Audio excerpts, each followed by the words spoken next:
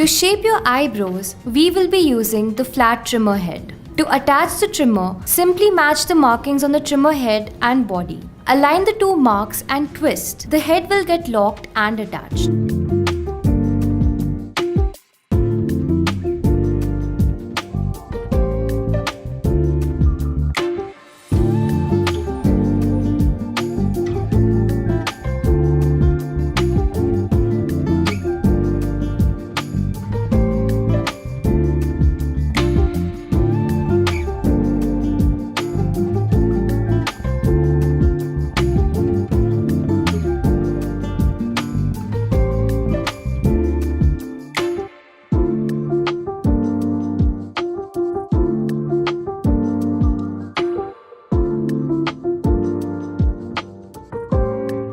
Once you are done using the trimmer, ensure that you clean it before storing it in a clean, dry place. After usage, we recommend taking out the batteries and to reinsert them before every use.